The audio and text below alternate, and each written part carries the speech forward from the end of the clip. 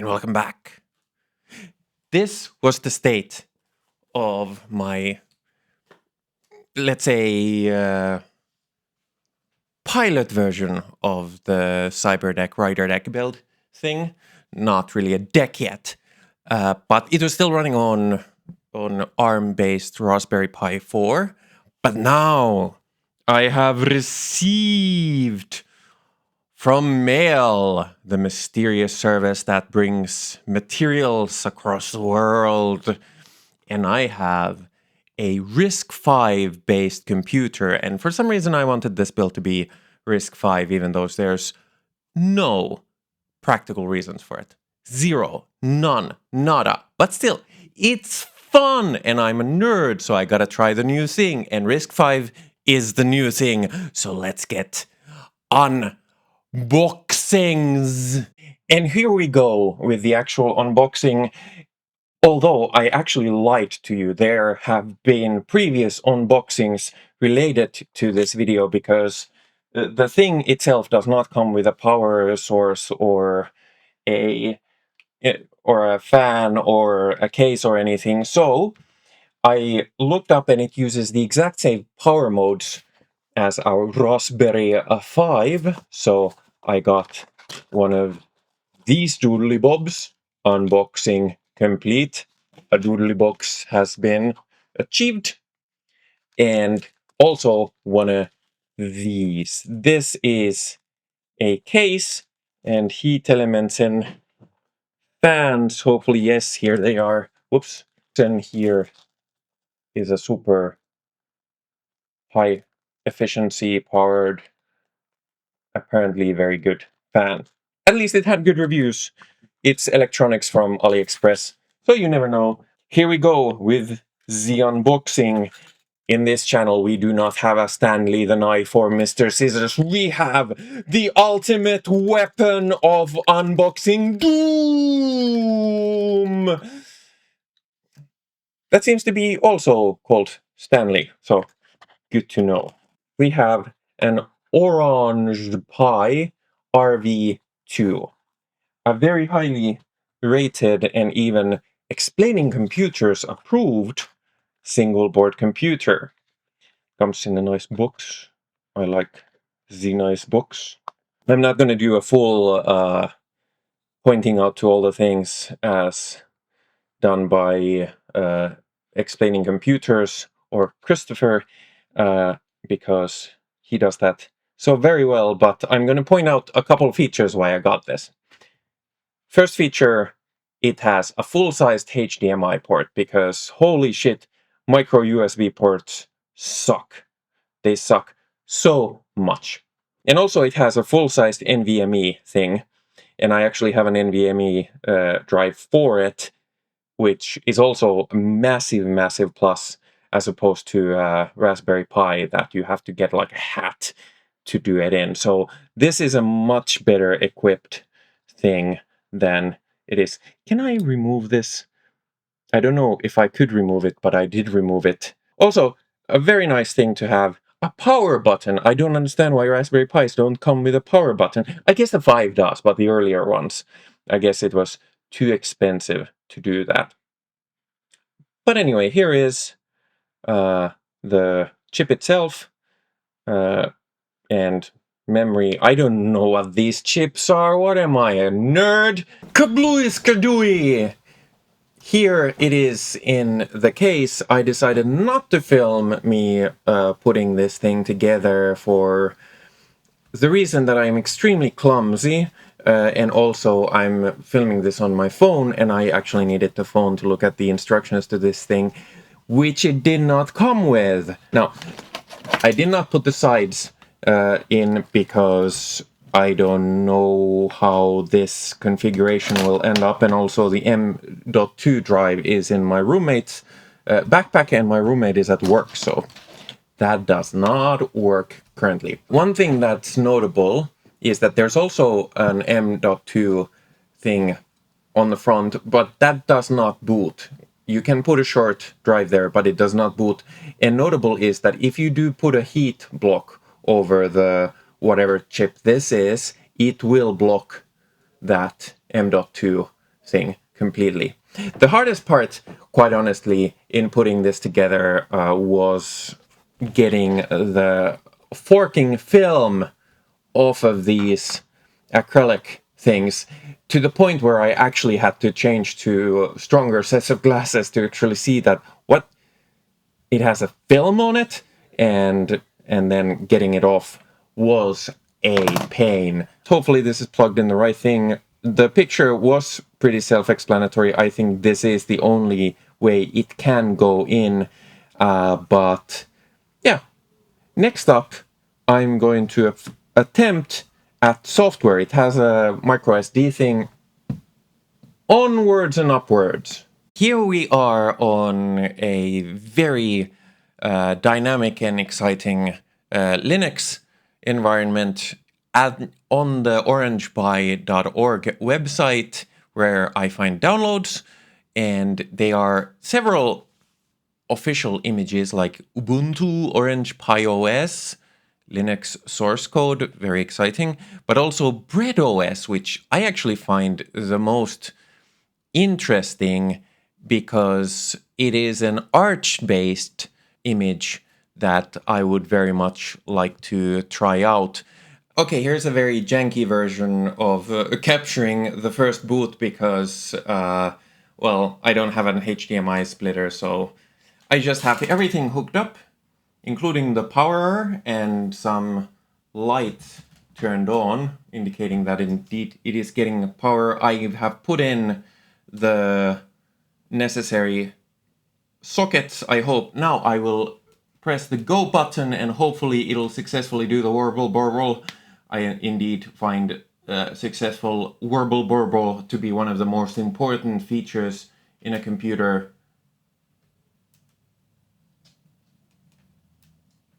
The warble burble button does not do anything.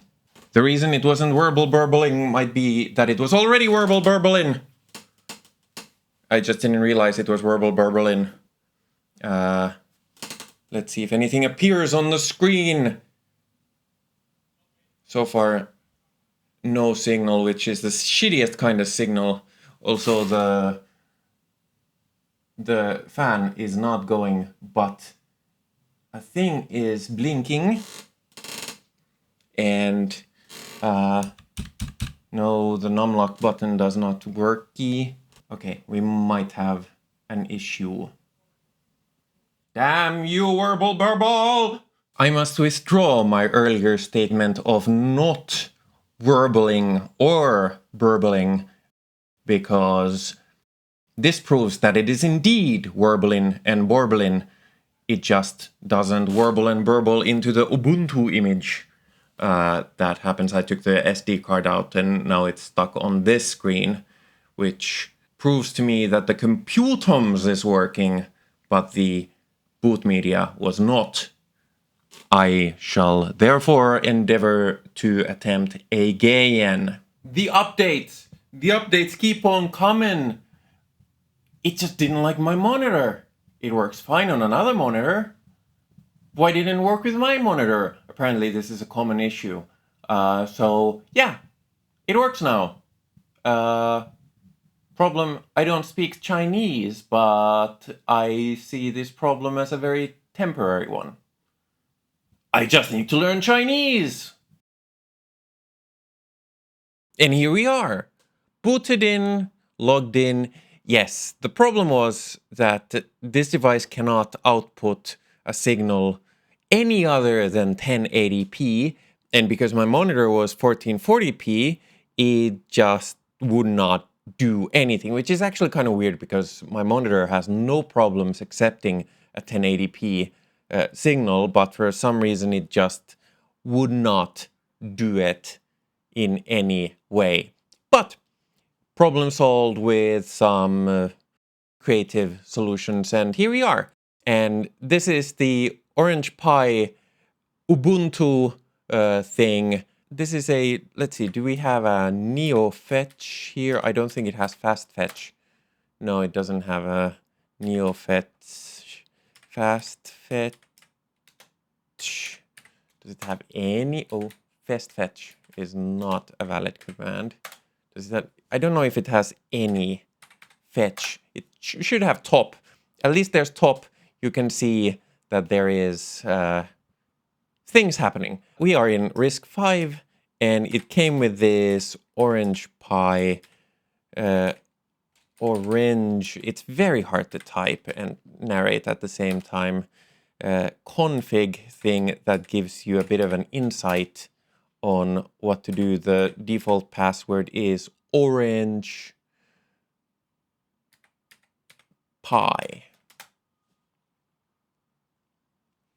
And here you can see you have different kind of system settings, the boot environment that you can actually use to install and update the bootloader. I'm not going to do that now. You can edit the boot environment. You can set the CPU speed and governor, which I will... Actually, let's go to... No, not power save. Announce system on the network. I do not even know what that means. You can... If I understand this right, these are like features that you can either turn on or off. SSH, and you can do an update and saying, do you want to update board firmware? Sure. What could go wrong?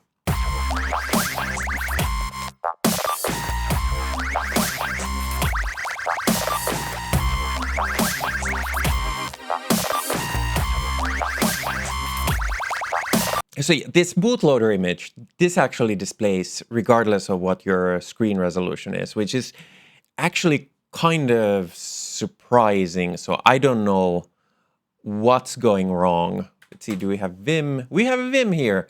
So I can do whatever I want on this machine. And yeah, the Ubuntu thing works just fine. Let's do a sudo apt install fast fetch, because we need to do a fetch. And let's get a btop as well. We can compare. There's no fast fetch in the repos. Okay, NeoFetch hasn't been updated in years, but that should be in pretty much every repository out there. Let's try this again. Now, here you can see that by default, this actually connects to Huawei servers for the repos. I read about this, and in a way, this is not a problem. However, it's quite slow to fetch stuff from server that's all the way in China. So you can change the repo locations. I didn't do it because this is not the operating system that I will be using on this. Now, when you do change, or if you do change the repo location, you got to be careful, because a lot of the repos do not have RISC-V 64 packages available. So you really have to look into the mirrors closely and actually select a mirror that has RISC-V packages in the repo or in the mirror. So I had to go between a few, and finally, actually the fastest one was in the US, which is, you know, not optimal, but not like disastrous. Let's see, NeoFetch. And here you can see that we have a Linux. We have Orange Pi 1.0.0 Noble. So yeah, Ubuntu. Let's check btop. So you see the system load.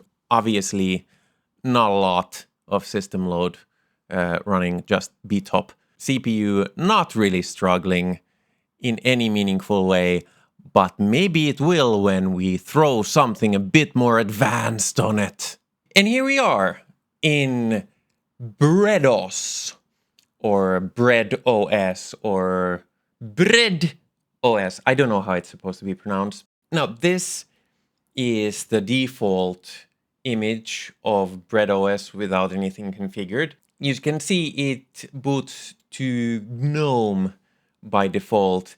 And I have to say, I'm not a huge fan of GNOME. I've never gotten along with it. I think the logic that it operates is kind of janky.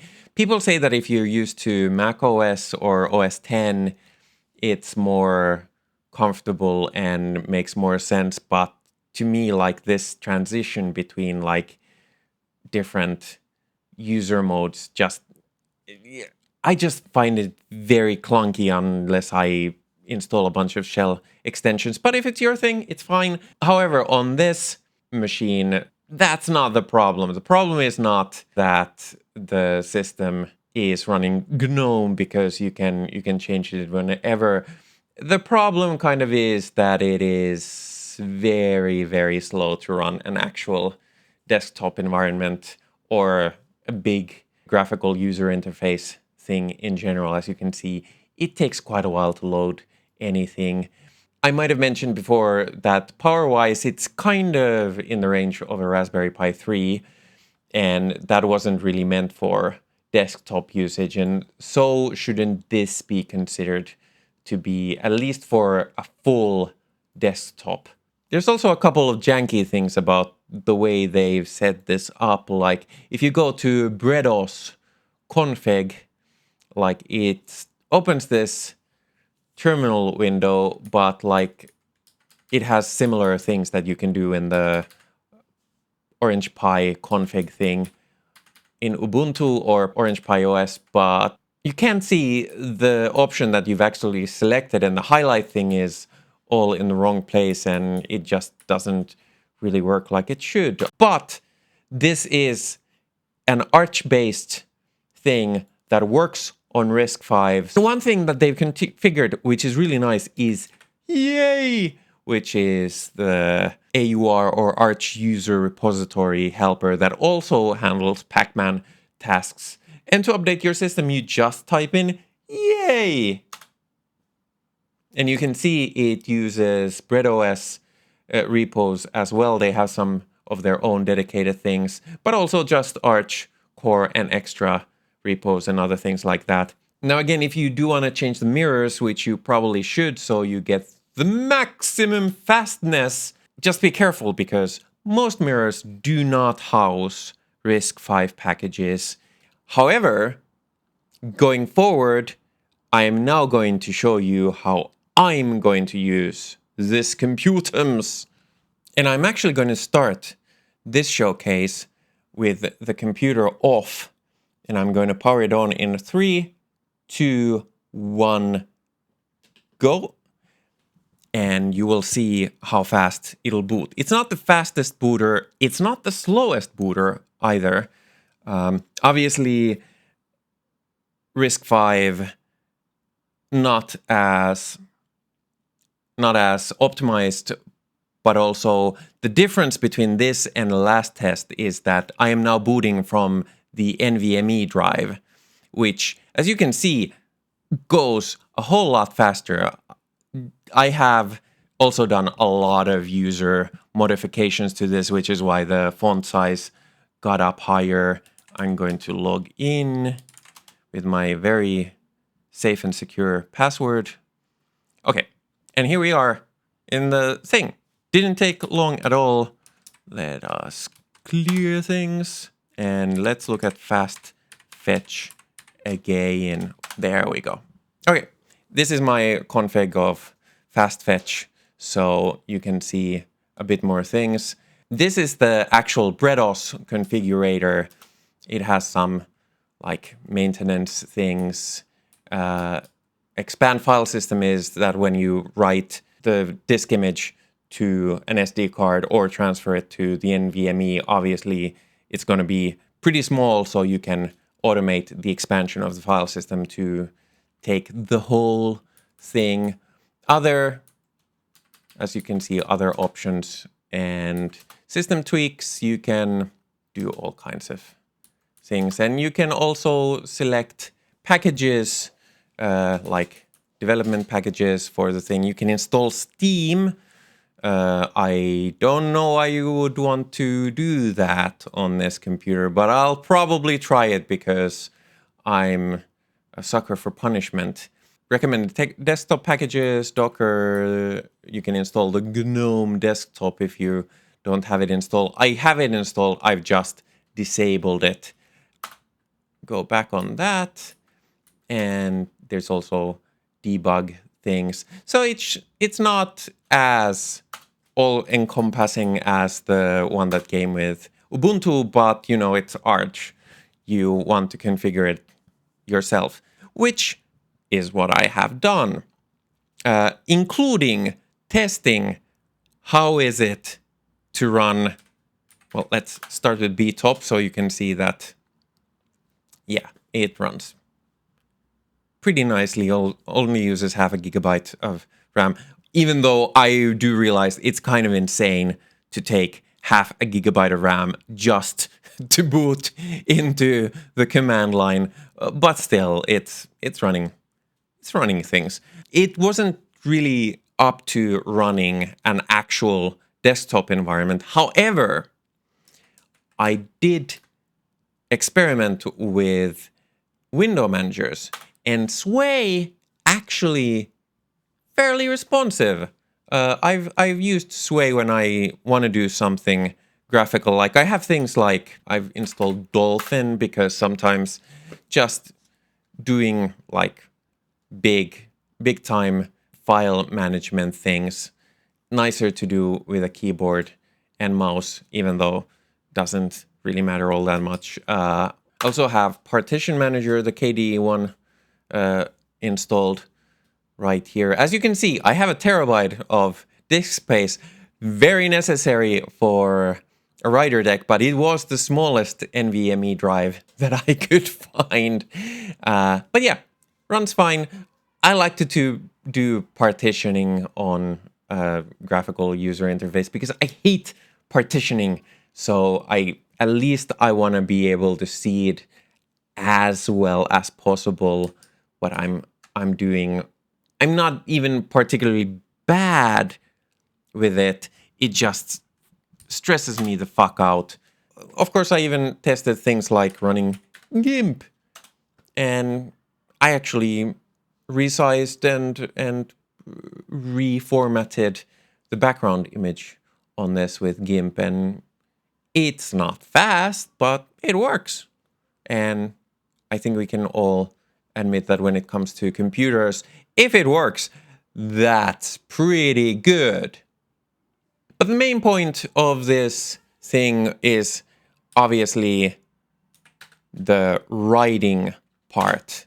And Vim runs, I have my my configurations on Vim. You will see the upcoming script a bit better right now.